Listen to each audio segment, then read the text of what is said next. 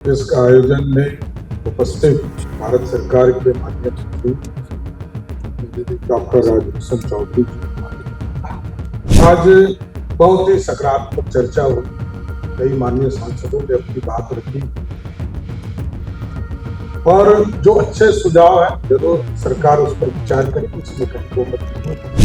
पूरा इलाका भीम का कहा जाता है कि भीम आके वहां प्रवास किए थे और वहां पर रहने का काम जब अज्ञातवास थे तो वही करते। सब कुछ था हमारे पास, फैक्ट्री भी हमारे पास, टाटा भी, स्टील भी, बोकारो भी, जमशेदपुर भी, सब हमारे पास। बिहार बटा तो लोगों ने 2005 में 23,000 करोड़ का बजट तैयार कर, आज भी हमारा संसाधन 70,000 करोड़ नहीं पार कर पा रहे। ये मानव और वन जीव के साथ टकराव नहीं, एकदम नहीं, इसको मिनिमाइज करने का काम बिहार सरकार लगातार। कभी कई डिपार्टमेंट को हम लोगों ने कमेटी बना, वन विभाग से लेकर कई डिपार्टमेंट को उसमें जोड़े और लगाने के लिए कोई रोक नहीं, सरकार का रोक नहीं। और आगे भी चिंता करनी चाहिए, मंत्री जी ने चिंता किया है कि हाईवेज पर लगाएंगे, इस पर जंगलों में एकदम खुलकर जंगल के अंदर जितने भी फलदार वृक्ष होंगे स्वाभाविक तौर पर जीवन और आसान। तो ऐसे जगह पर बंद करना चाहिए जहां से कोई सूचना कहीं बाहर जाएगी।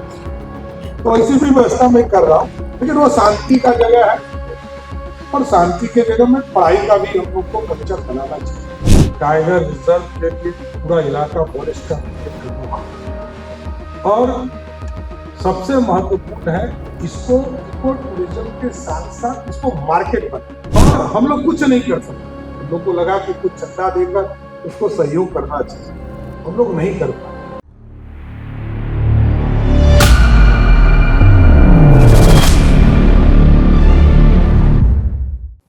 वन पर्यावरण जलवायु परिवर्तन विभाग के द्वारा एक कार्यशाला का आयोजन किया गया। इस आयोजन में उपस्थित भारत सरकार के माननीय मंत्री डॉक्टर राजभूषण चौधरी जी, बिहार सरकार के माननीय मंत्री डॉक्टर प्रमोद कुमार जी, बिहार सरकार के पूर्व मंत्री और माननीय सांसद सुधाकर सिंह जी, माननीय सांसद सुनील कुमार जी, माननीय सांसद सुदामा प्रसाद जी, वन एवं पर्यावरण विभाग के अपर मुख्य सचिव आनंद किशोर जी, प्रभात कुमार गुप्ता जी और इस मंच के सामने उपस्थित तमाम ऐसे प्रतिनिधि जो वन को बचाना चाहते हैं और जीवन में पर्यावरण को एक महत्वपूर्ण अंग मानते हैं, सभी मीडिया के साथी। आज बहुत ही सकारात्मक चर्चा हुई, कई माननीय सांसदों ने अपनी बात रखी और जो अच्छे सुझाव है जरूर सरकार उस पर विचार करेगी, इसमें कहीं दो मत नहीं है। और यह सुझाव भी गवर्नमेंट ऑफ इंडिया को भी देगी कि इसको आगे के दिनों में कैसे और पर्यावरण के पक्ष में काम किए जा सकते हैं, इसको देखना चाहिए। कई चीजें आपके माध्यम से आए हैं, मैं छोटा सा एक उदाहरण सिर्फ देना चाहता हूँ। बिहार में पर्यावरण पे बहुत काम हुआ है सर। हम लोग लंबे समय से सदन के अंदर बैठे थे। बिहार में मात्र 6% फॉरेस्ट लैंड, आज वो बढ़कर 15% से अधिक हो गया। आप सोचिए, फॉरेस्ट यदि 6% से बढ़कर लगभग 15% पे बढ़े और पेड़ लगाने का ही काम 20 साल से किया, कोई आज का नहीं काम, ये लगातार चल रहा है। कई आंकड़े माननीय मंत्री जी को मैं जरूर कहूंगा कि जो माननीय सांसद है उनको आंकड़ा देना चाहिए। देखिए अब दौर बदला है, इसमें कई लोग, लेकिन हम तो रोज पेड़ लगा रहे हैं। अभी सिर्फ मैरीन ड्राइव पर 1 लाख पेड़ लगाने का लक्ष्य हमारा है, जो अगले 3 महीने में हम पूरा करेंगे साथ। तो रोज काम कर रहे हैं और कभी भी फॉरेस्ट कटने नहीं देते हैं। जब कटता है उसके बदला जमीन लेते हैं, पेड़ लगवाते हैं। और कोई सहमति नहीं देता है। आप भी स्वयं सहमति नहीं दीजिएगा मंत्री।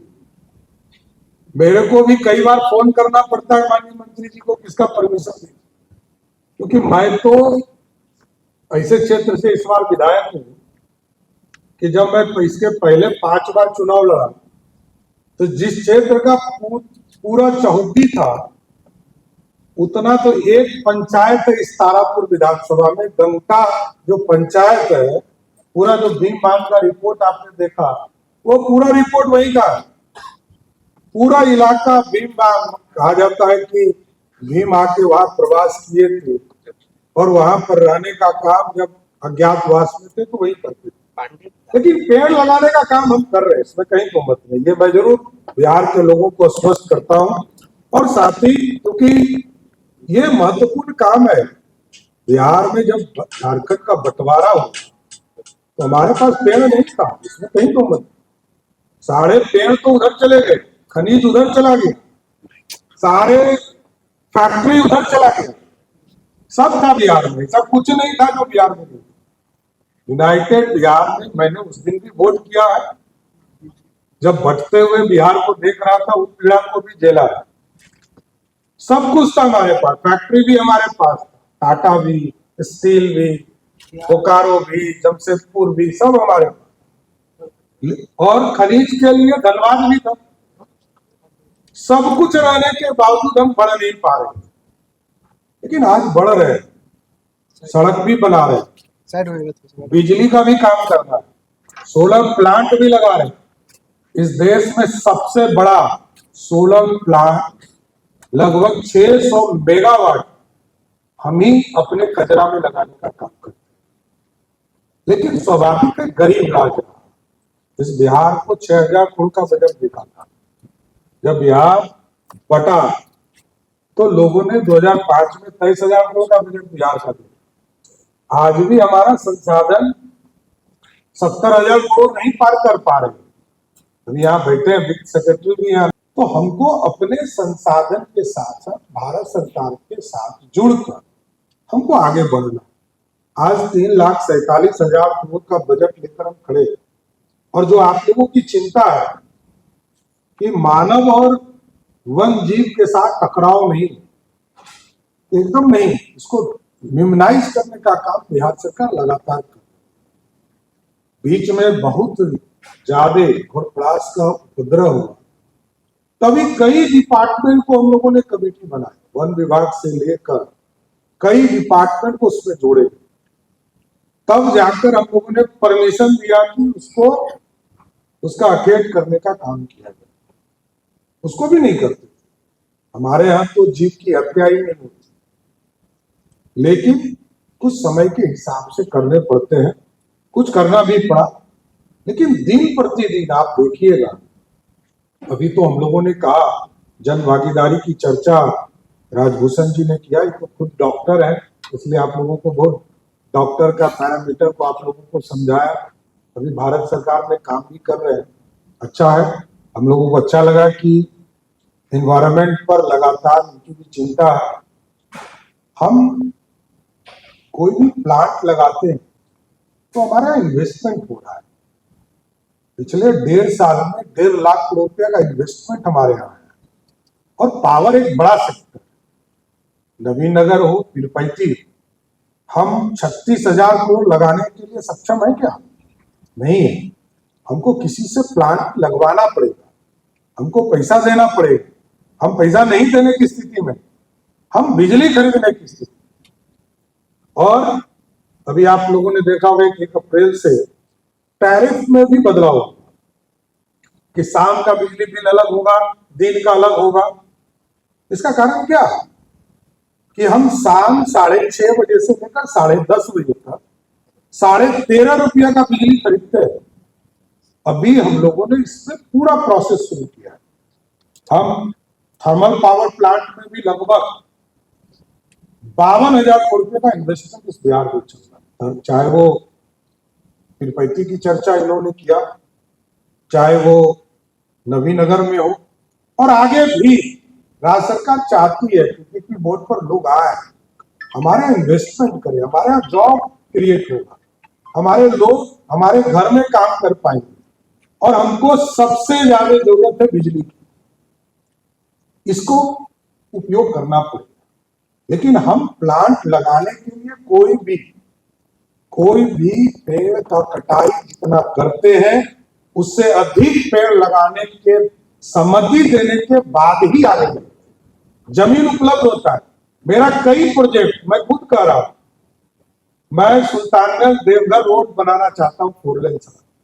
मुख्यमंत्री जी ने 1 साल पहले स्वीकृत कर दिया। हमको 100 एकड़ जमीन इनको देना है, 1 साल से ही लोग शुरू नहीं होने दे रहे, क्योंकि हमको पहले जमीन चाहिए। खड़गपुर तारापुर एक सड़क है,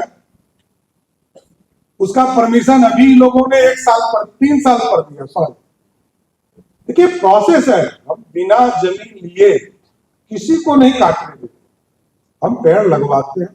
एक अच्छा सुझाव आया सुधाकर जी का कि फलदार वृक्ष क्यों नहीं लगे, एकदम लगना है। और लगाने के लिए कोई रोक नहीं, सरकार का रोक नहीं, और आगे भी चिंता करनी चाहिए। मंत्री जी ने चिंता किया है कि हाईवेज पर लगाएंगे, इस पर जंगलों में एकदम खुलकर जंगल के अंदर जितने भी फलदार वृक्ष होंगे स्वाभाविक तौर पर जीवन और आसान है। मैं तो अधौड़ा पहाड़ पर गया था सुधाकर, मैं तो कल्पना नहीं करता था कि ऐसा अधौड़ा दिखता होगा।